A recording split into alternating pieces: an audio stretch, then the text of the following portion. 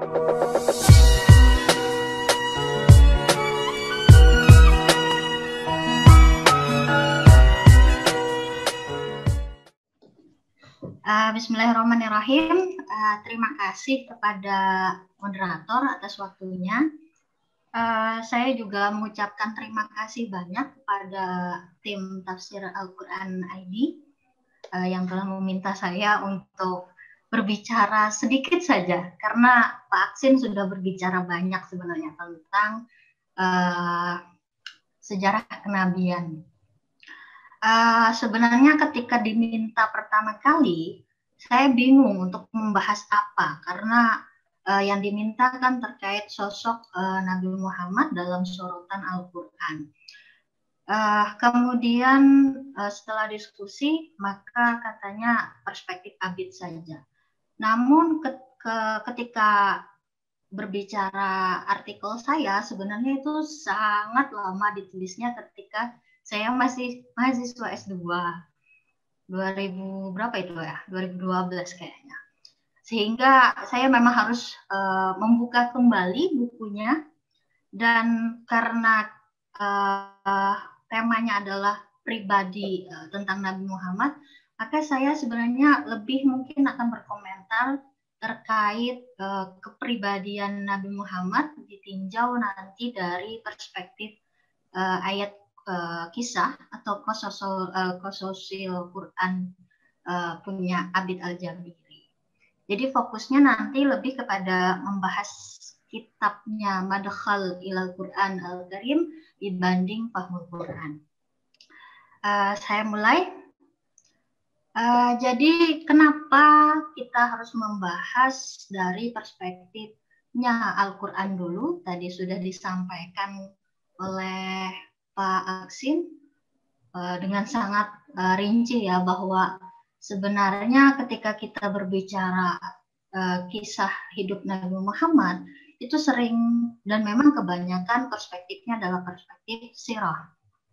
Tadi sudah disebutkan juga yang paling tua adalah Sirah Nabawiyah Ibnu Ishaq, Ibnu Hisham, kemudian ada An-Nadwi, kemudian juga Tarikh Arab fil Islam al-Jawad, kemudian Hayat Muhammad Husin Haikal. Ini hanya beberapa dari sekian banyak sirah nabawiyah yang ada. Untuk menjelaskan secara detail dan rinci gambaran kehidupannya, tarikh kitab sirah dan tarikh ini cukup, namun tidak mengulas persinggungan dinamika antara kehidupan Nabi Muhammad dengan wahyu Al-Quran itu sendiri. Nah, tadi juga disebutkan oleh Pak Aksin bahwa ketika kita membaca atau memahami sejarah Nabi ini dihubungkan dengan Al-Quran, maka kita diperlukan memahami tartib turunnya wahyu. Nah, ini tafsir An-Nuzuli kemudian menjadi, tadi kalau Pak Aksin berbicara tentang tafsir Izzat Darwajah, kalau sekarang saya berbicara tentang tafsir Nuzuli yang digagas oleh Abid Al-Jabiri.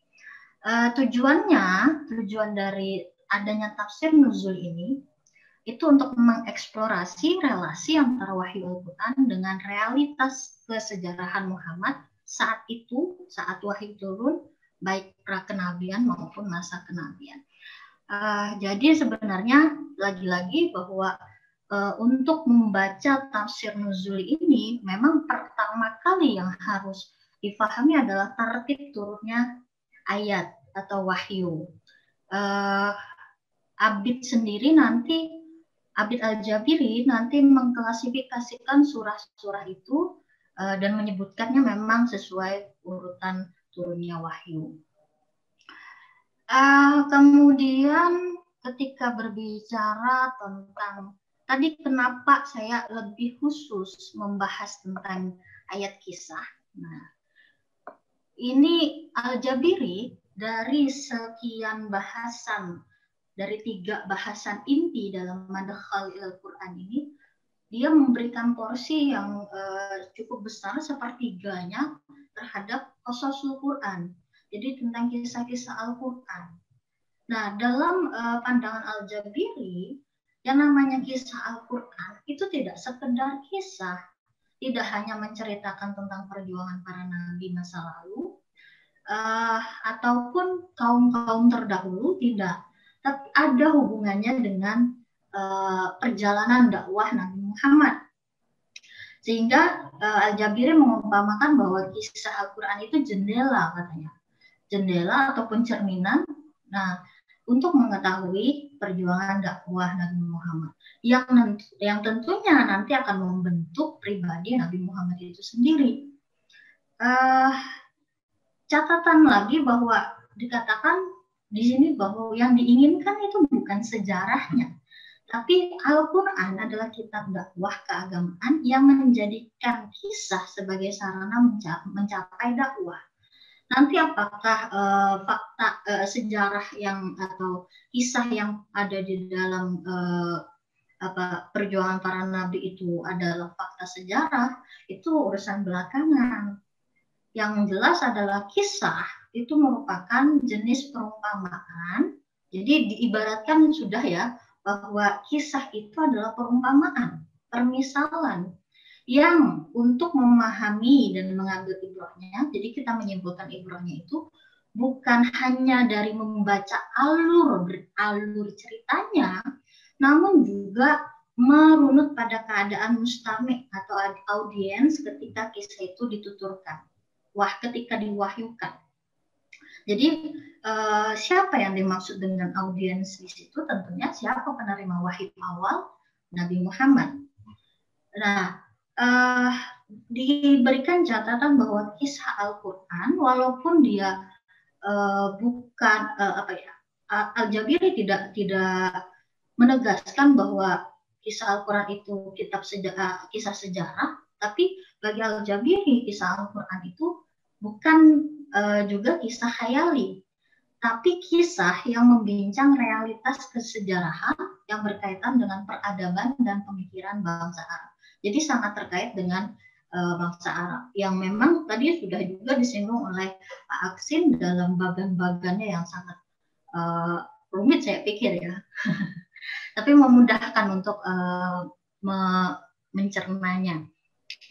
Selanjutnya dari kisah-kisah Al-Quran tersebut, karena tadi paradigmanya adalah paradigma nuzul atau berdasarkan tartib nuzuli, ada dua periode dalam pewahyuan yang diklasifikasikan Al-Jabiri, yaitu periode Makkah dan Madinah, yang kemudian periode ini juga kemudian dikategorisasikan lagi menjadi berdasarkan nanti gaya penuturannya dan kontennya. Yang pertama, kategori pertama itu adalah periode Makkah pertama, disebutnya mencakup surah Al-Fajr yang turun di urutan ke-7. Jadi memang kita tahu ya secara tartib mushafi bahwa surah Al-Fajr itu ada di juz 30. Tapi berdasarkan tartib nuzuli, surah Al-Fajr itu turun di urutan ke-7 hingga surah ke-37, surah Al-Qamar. Nah, kisah yang terkandung di dalamnya di sini mengungkapkan keadaan kaum yang mendustakan para rasulnya yang ditimpa bencana dan kemalangan. Meski sasaran kisah dari periode Makkah pertama ini adalah musuh dakwah Nabi, tujuannya tadi untuk menakut-nakuti dan memperingatkan mereka, namun nanti sebenarnya itu bergesekan dengan bagaimana sosok Nabi ketika menyampaikan, ketika mendapatkan perintah untuk mendakwahkan ajaran Islam tersebut. Kemudian yang kedua, jadi kategori kedua, nah ini pada periode Makkah kedua diklasifikasikan oleh Al-Jabiri, periode Makkah dan Madinah itu periode Makkahnya ada dua. Jadi Makkah 1 atau Makkah pertama dan Makkah kedua, sementara Madinah tersendiri. Nah, di Makkah yang kedua ini, periode Makkah kedua, kisah itu secara khusus menyinggung tentang nabi-nabi terdahulu, berisi bisa pujian, sanjungan, kisah-kisah yang di dalamnya menggambarkan perjuangan para nabi beserta keistimewaan sifat masing-masing di dalam ayat.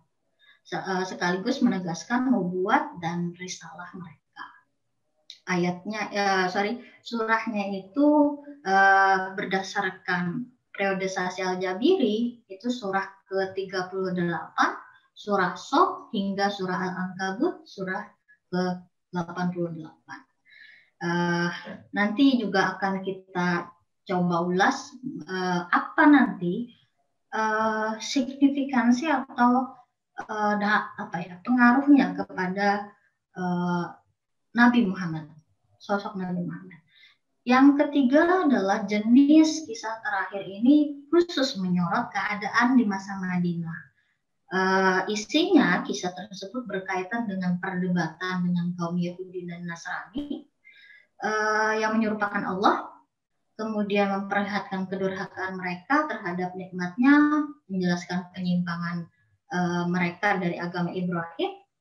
Nah, periode Madinah ini tidak disebutkan oleh Al-Jabiri surahnya. Jadi dia lebih mengetengahkan ayat-ayatnya apa saja. Dan cukup banyak ya, dengan temanya masing-masing.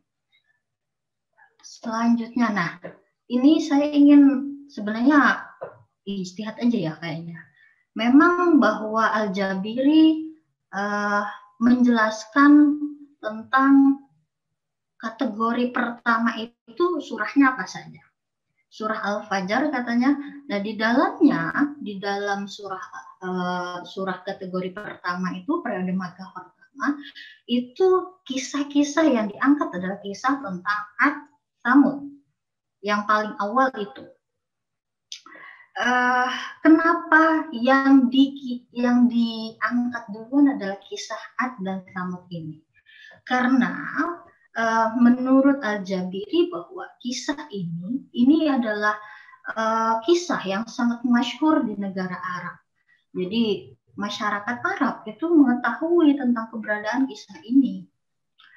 Nah, apa hubungannya dengan Nabi Muhammad?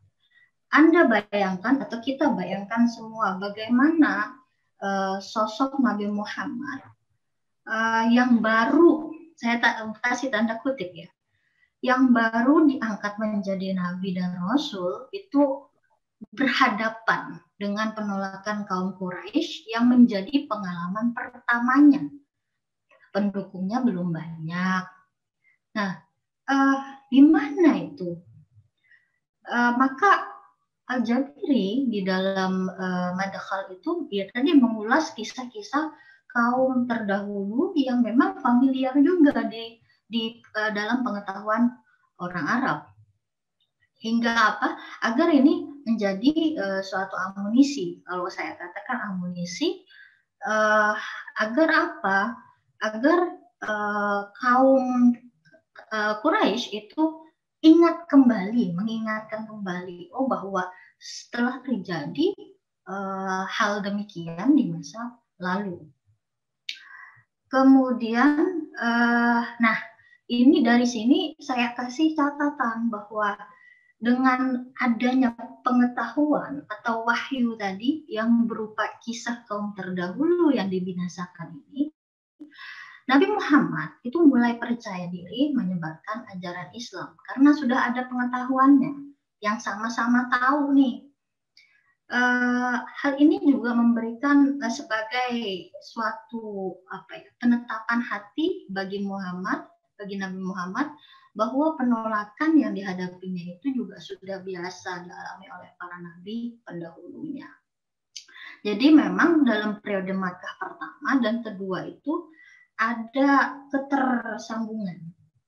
Nah, selanjutnya kita akan berbicara untuk kategori ini untuk kisahnya hanya saya ambilkan sebagian contohnya saja. Karena apa? Karena kalau kita bahas panjang lebar cukup banyak ya. Bisa dibaca langsung saja di bukunya.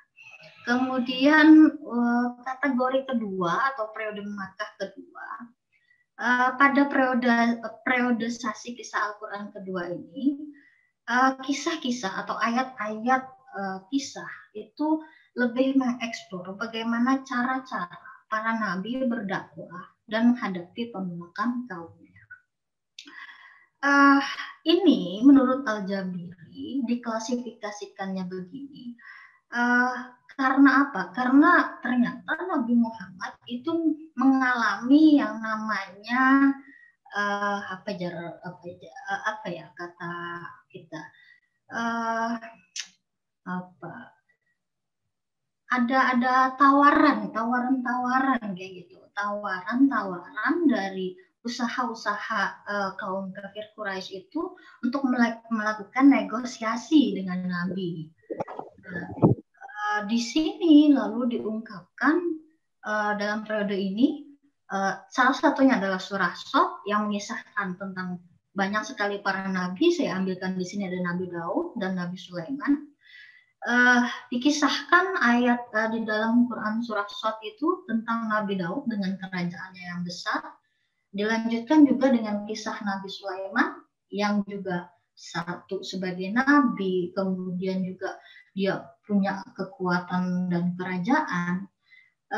Al-Jabir menyebutkan bahwa perumpamaan dari kisah ini tentang Nabi Daud yang punya kerajaan besar dan Nabi Sulaiman yang punya kekuatan sekaligus nabi, ini adalah perumpamaan karena dia sangat konsisten yang menyebutkan sebagai perumpamaan masal dari fitnah katanya, dan fitnah, ujian dan cobaan.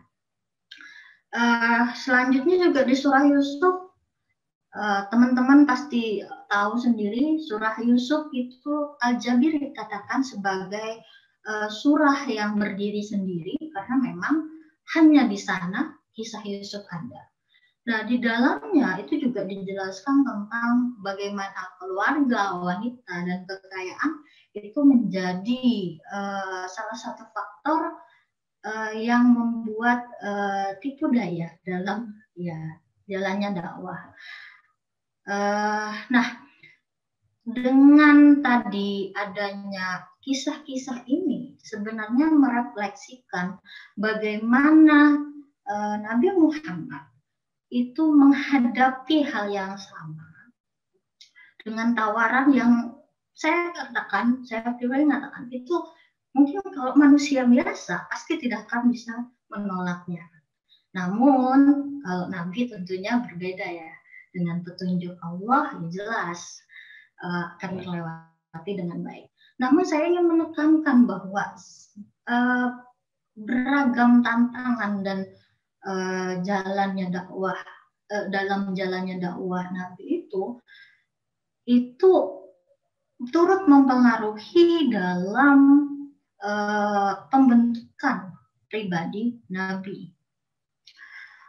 Selanjutnya kategori ketiga, periode Madinah. Ayat-ayat kisah atau qasasul Qur'ani pada periode ini tidak disebutkan secara khusus tadi surahnya, namun materinya di dalamnya itu ada terkait tentang jadal. Jadi materi-materi jadal terkait misalnya bagaimana penciptaan Nabi Adam. Jadalnya dengan siapa? Dengan ahlul kitab. Kan ahlul kitab itu juga punya pengetahuan tentang penciptaan Adam. Nah, sehingga pada periode ini tadi kisah tentang Adam itu menjadi bahan tanding atas klaim ahlul kitab, serta nanti juga ada membicarakan tentang agama Ibrahim, kemudian bagaimana kemudian terjadi tahrif dalam agama Yahudi dan Nasrani itu. Nah, pada kategori ini juga satu sisi dia juga merekam bagaimana terjadi perjanjian dengan kaum Yahudi sebagai kebijaksanaan Nabi dalam mewujudkan mungkin semangat kehidupan bermasyarakat yang damai dan toleran.